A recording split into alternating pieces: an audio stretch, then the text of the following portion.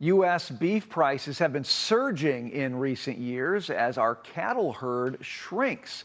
The USDA releasing its annual cattle inventory report showing yet another year of decline, down 0.3% from 2025. The average price of a pound of beef now $6.69, up 19.3% year over year and a staggering 72% since 2020. The president is working to get prices down, agreeing to import more Argentinian beef. But the Texas Agriculture Commissioner says the solution to high prices is here at home. Quote, "We've got to do something to grow our cattle herd back. Importing beef from Argentina is a temporary fix at best, and it actually makes our agriculture trade deficit worse." Joining us now is the Big Weekend Show co-host and Outkick host, Tomi Lahren. Tomi, great to see you. Not only do you host all those things, but you know something experientially about ranching, okay? So the economist in me looks at this and says, okay, well, you've got low supply. Bring in some beef from Argentina. It increases supply. It brings down prices for people. But the rancher in you says, hold on a second, Brenberg. What do you say to that? Well, a couple of things here. So I'm from South Dakota. I come from a ranching family, generations of ranchers in my family. So this hits very close to home for me. First of all, yes, we do have small herd sizes, but that's because the American rancher, the American cattleman has not been incentivized to grow their herd because they've been decimated by what? The importation of foreign beef. Listen, the meat packers, when they import this foreign meat, they love it, right? Because they don't differentiate that imported meat from our great American beef. So the meat packers, the one that's making all the money here, they're the ones that love to import because we do not have country of origin labeling. So that's one thing here.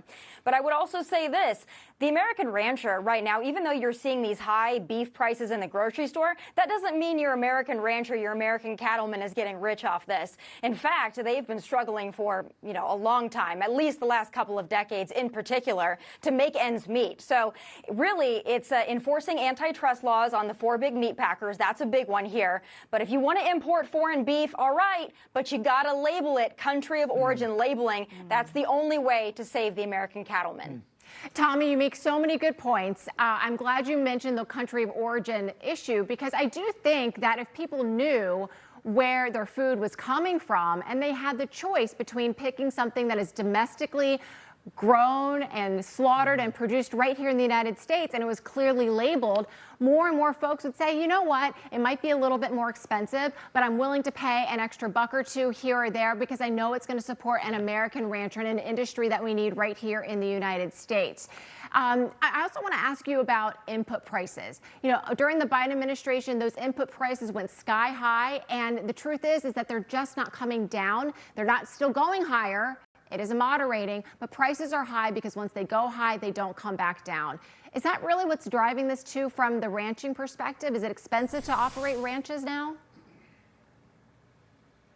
Well, it certainly is. And you have to remember as well that everything that impacts every other American also impacts your rancher, right? The cost of fuel, all of these things. And luckily, President Trump is addressing that. And his tariffs have actually been a godsend to the ranching and farming community. But there's also another myth here. A lot of folks think that ranchers and farmers are the same thing. They think that ranchers are getting a lot of these subsidies that the federal government is handing out. They're not, right? So that's an important distinction. I wish we had more time to really get into the nuts and bolts of all of it. But I'll tell you this, your American rancher, you need them. We need country of origin labeling so that they can differentiate their product. And then if you want to import the cheap foreign stuff, go ahead, but let the consumer decide. That's the most important thing here. That's what American ranchers want most of all. So we need to push for mandatory country of origin labeling. That'll also incentivize our American ranchers to grow their herd size. That's also going to bring down the cost. I would love to pick your brain more on this, Tomi. I hope we can do this conversation again soon. But I got to move on to this with you as well. We've got Politico releasing an article questioning the push on Capitol Hill for common sense voter ID laws that over 80% of Americans support, saying, quote, while Hill Republicans and members of the Trump administration have framed these bills as much needed reform for pressing election security issues, data collected by state election offices suggests that the threat being targeted is largely overblown. So Politico is saying nothing to see here on illegals voting. Tomi, that sounds suspect to me. What do you think?